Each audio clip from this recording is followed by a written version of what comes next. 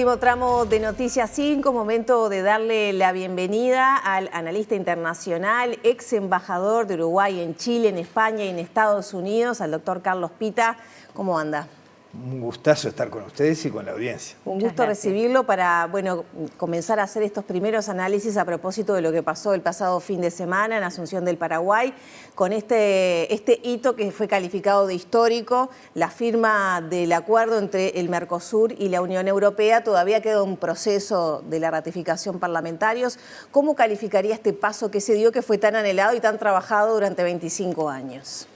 Es una luz de esperanza, yo no digo no solo histórica, sino que en un mundo que está en un pleno periodo histórico de transición hegemónica, de fin de ciclo de la hegemonía unipolar de Estados Unidos, con ese imperio en declive, pero que mantiene una supremacía militar absoluta y que tiene a un jefe de Estado que tiene una actitud de uso de la fuerza o amenaza del uso de la fuerza en forma permanente y que decretó explícitamente ante el mundo entero, lo dijo él la semana pasada, que para él ya no existían más las reglas ni las normas internacionales cuando anunció que se iba de los 60 organizaciones integrantes de las Naciones Unidas.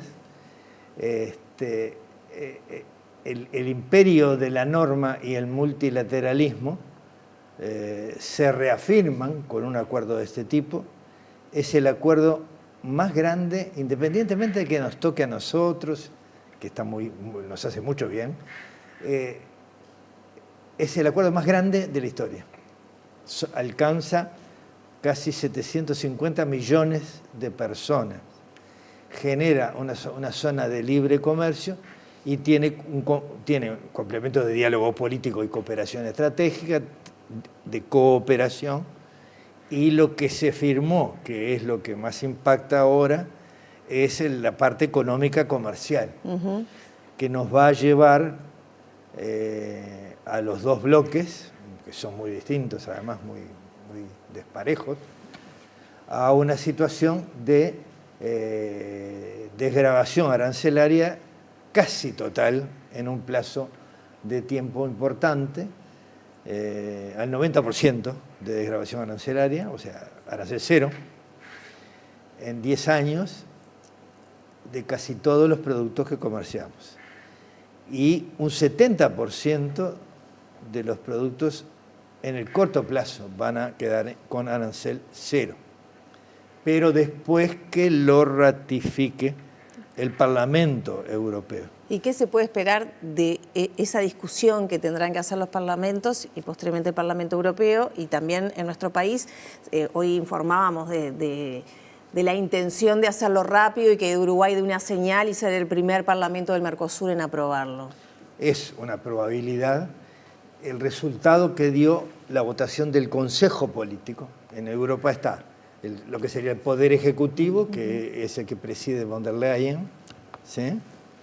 La Comisión Europea, después está el Consejo Político Europeo y después está el Parlamento Europeo, que es el órgano con más poder, es el que tiene más atribuciones globales, pero es el que menos se ve, porque es muy grande, ¿no? Son muchísimos parlamentarios. En el Consejo Político, solo 5 países de los 27 votaron en contra.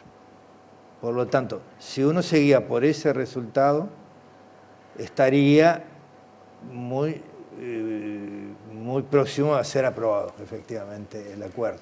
No sé cuánto le lleva, pero tiene probabilidades de ser aprobado. Y en el caso de las disposiciones vinculadas a la adjudicación de las cuotas del mercado al que accedemos con arancel cero o aranceles bajos, bajísimos, tiene una parte, la adjudicación depende de cuándo es que apruebes cualquiera de los 4 países fundadores del Mercosur. El primero que aprueba es el que tiene más derecho a cuota. no se lleva todas las cuotas, pero tiene como un premio por eficiencia. Eso se acordó y esperamos que Uruguay lo apruebe rápidamente. El acuerdo para mí es un acuerdo genéricamente muy importante. Desde el punto de vista político diría yo que para Europa es un enorme balón de oxígeno geopolítico frente a la situación desesperada que está viviendo Europa, porque viene ya de 2 episodios terribles, ¿no? Europa tuvo un acuerdo arancelario a la que lo obligó Trump, y que aceptó. Es una responsabilidad de Europa, ¿no? Aceptó, de forma sorprendente, muy perjudicial para Europa. Después le impone Estados Unidos en la OTAN, en la Organización del Tratado de Defensa, la organización militar, le impone el porcentaje del Producto Bruto Interno, no es un porcentaje del presupuesto enorme por año para comprar armamentos, y además le impone que se los tiene que comprar a Estados Unidos. O sea, que en otro viene contexto, de 2 humillaciones enormes. En otro contexto hubiera sido quizá más difícil que se firmara el acuerdo con el Mercosur. Yo no tengo duda de que este factor fue determinante. Yo no quiero desmerecer para nada ni desconocer lo valioso que es la actitud de la dirección política europea. No quiero ser ningún causante de un disgusto de nuestros socios a punto de hacer este acuerdo, que ya lo firmamos hace 2 días. Pero que influyó notoriamente. Pero esto es muy bueno para el mundo, además. Lo digo porque queda una superpotencia emergente como China predicando el valor de la ley internacional, del diálogo y de los acuerdos y de la vigencia del multilateralismo, que es exactamente lo que nuestro gobierno viene exigiendo desde que empezó la guerra comercial. ¿Se acuerdan en el Día de la Liberación, cuando Estados Unidos empezó con la guerra comercial? Y eso refuerza mucho el mundo que venga. Ya no va a haber más un mundo unipolar. O sea, la hegemonía absoluta de Estados Unidos terminó, desde el punto de vista económico, desde el punto de vista científico, desde el punto de vista tecnológico, desde el punto de vista productivo. Ya no es más la primera economía del mundo. Sí sigue teniendo el primer PBI del mundo medido en dólares. Pero el primer productor de bienes y de servicios de toda índole, incluso los de más alto valor tecnológico incorporado e inteligencia artificial, es China. Y al mismo tiempo, el más grande consumidor de bienes y de servicios de todo tipo del mundo, lejísimos, es China. Si a eso le sumamos que Estados Unidos tiene una población muy mayor y que tiene menos del 4% de la población del mundo, mientras que China, aunque la pasó India, porque India tiene ya más de 1.600 millones. Que también se perfila, que se como perfila una gran muy fuerte, potencia. Tiene 1.500 y pico. Juntan casi toda la población del mundo, ¿no? En Asia, y por primera vez también Occidente mira de costado de lo que está sucediendo, ya esa hegemonía, porque tampoco los europeos, esa Alemania junto a Francia, esos países fuertes, ya están también teniendo que vivir todos esos problemas. Y en este mundo y en esta nueva configuración, ¿qué papel cumple la diplomacia, los embajadores, teniendo en cuenta, por ejemplo, un Donald Trump? En el caso de Donald Trump, es muy difícil de imaginárselo.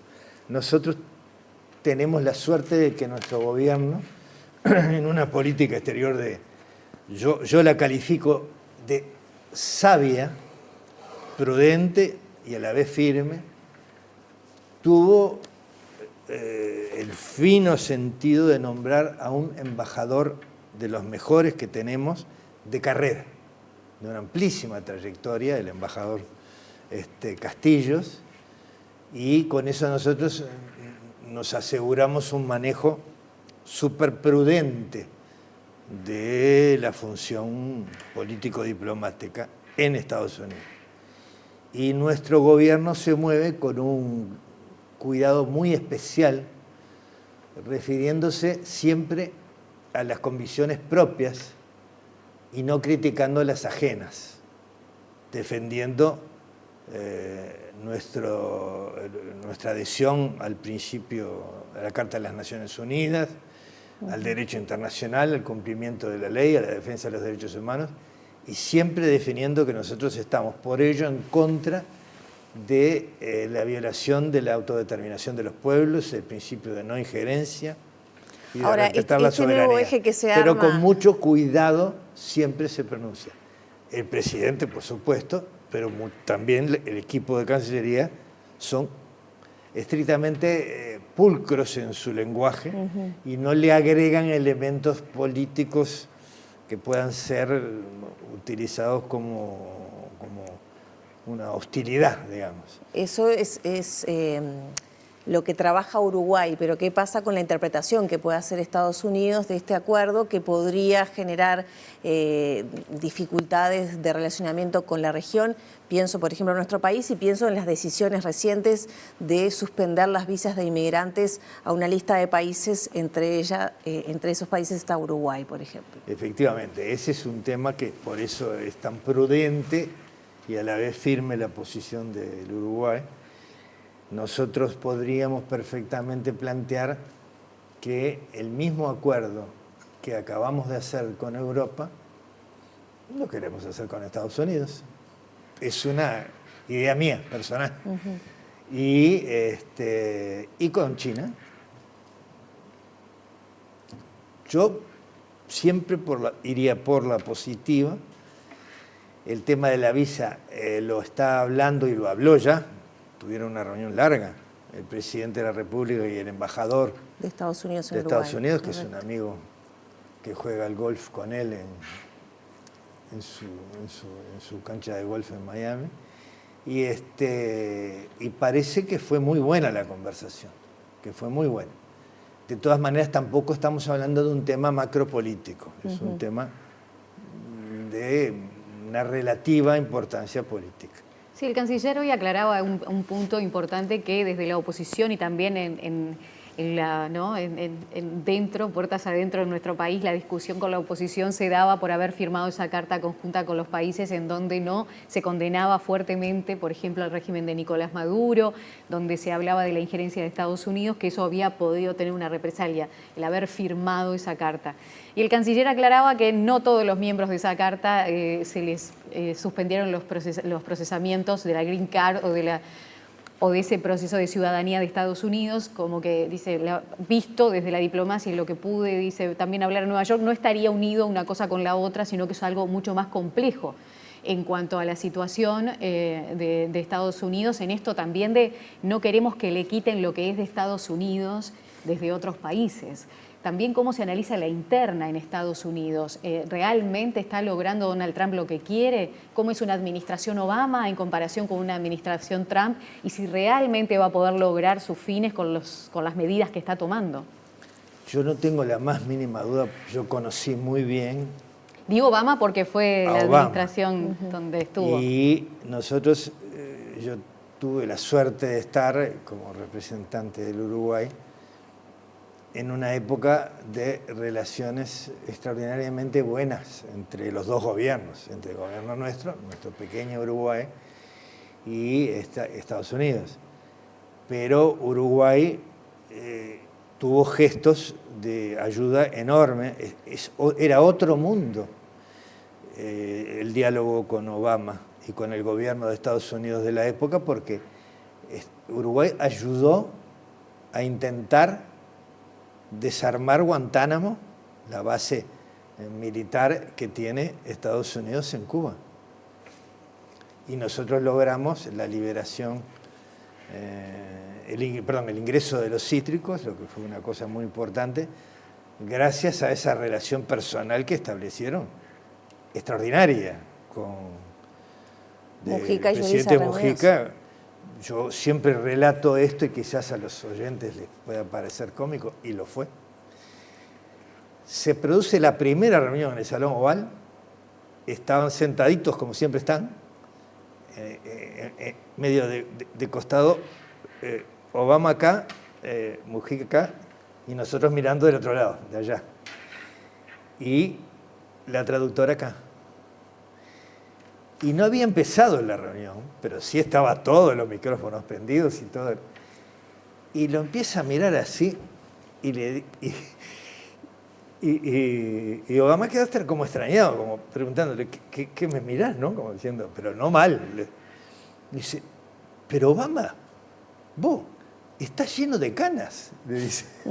Y largaron la carcajada. Lo que quiere decir, estamos hablando de una época muy distinta, desde el punto de vista de las relaciones internacionales inclusive, ¿no? Más allá de que Estados Unidos participó con Obama de la guerra de Libia, que fue una brutalidad espantosa, ¿se acuerdan? La guerra en la que terminaron matándolo empalado en una plaza pública al líder Muammar Gaddafi.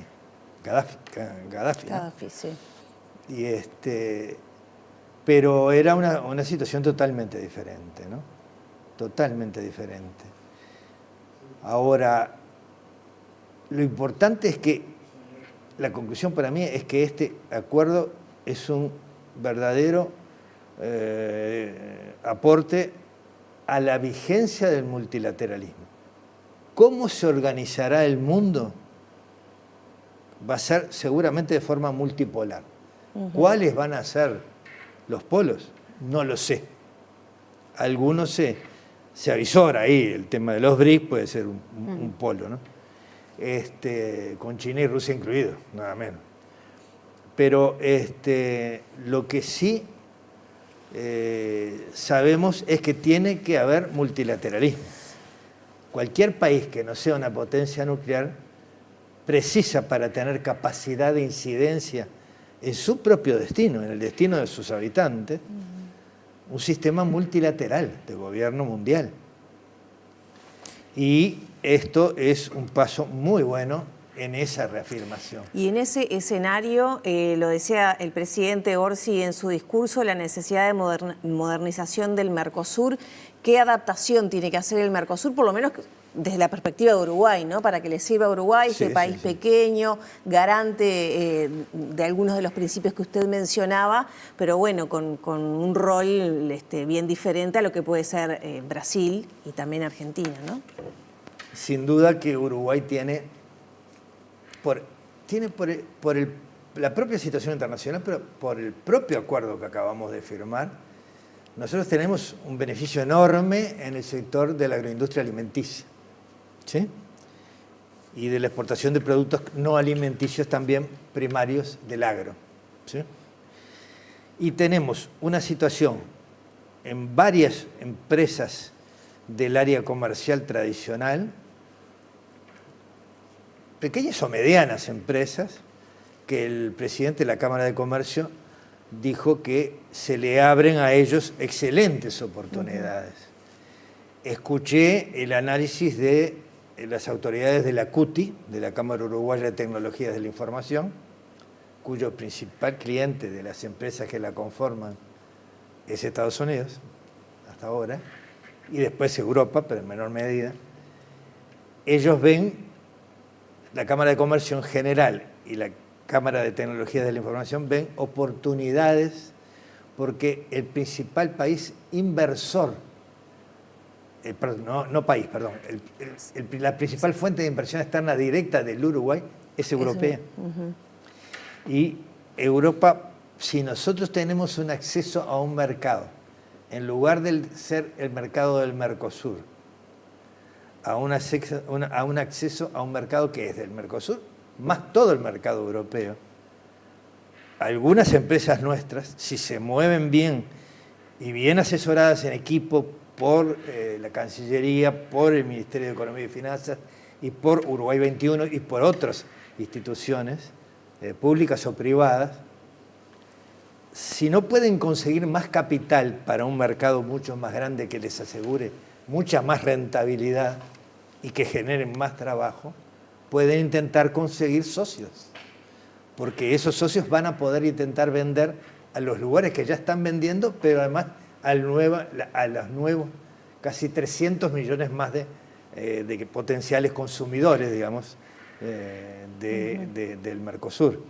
O sea que hay una perspectiva también para el sector industrial y para el sector de valor agregado, digamos. En un momento en que es tan difícil el tema para el trabajo, producto de la vertiginosa aplicación a cada vez mayores actividades de la inteligencia artificial, eso es muy importante también. O sea que yo no estoy de acuerdo con algunas visiones que han expresado algunos dirigentes del sector sindical con respecto a que esto inevitablemente va a generar y contribuir a la desocupación. Para nada estoy de acuerdo. Al contrario, genera oportunidades de que nuestro sector empresarial esté en condiciones de crecer. Pero también tienen que poner mucho el empresario. Los empresarios tienen que arriesgarse, tienen que ir a buscar inversión externa directa o a buscar socios y fusionarse y trabajar acá, porque es lo mismo. Le vamos a vender a los 400 millones de europeos al mismo precio que le vamos a vender, que nos van a vender a nosotros. ¿Sí? Sí, ya tenemos que cerrar, pero bueno, desde la lechería, el presidente del Instituto Nacional de Lechería, Izaguirre, dijo que la quesería, por ejemplo, podría morir con este acuerdo. Bueno, yo creo que si tenemos, primero hay un conjunto de medidas compensatorias que hay que buscar. Digamos, hay cláusulas de salvaguarda que hay que negociar, hay que buscar proteger a todos los sectores y ayudar fundamentalmente. Yo a la lechería, yo escuché, porque yo los veo a ustedes, las veo a ustedes, al canal, a Marcel Bayán entrevistado. Sí, en la mañana. No sé la compañera cómo se llama de que lo entrevistó. Y él justamente decía que hay mercados que son ideales para nuestra industria láctea, sobre todo para la pequeña industria láctea, ¿no? Y tenemos nosotros acuerdos, el Transpacífico, tenemos acuerdos con China, tenemos acuerdos con otros países y nuestra industria láctea es buena, aún la más pequeña es buena. Entonces, habrá que buscar mecanismos de apoyo, mecanismos de ayuda estatal y no estatal, y ayudar a buscar los mercados que se puedan eventualmente perder. Es cierto que hay posibilidades de perder algún mercado. Pita, muchas gracias por estos minutos, por este análisis que se irá cambiando y bueno, aumentando a medida que se vayan dando los pasos progresivos que vienen por delante. Ojalá que sean para bien. Sin duda, muchas gracias. Gracias a ustedes.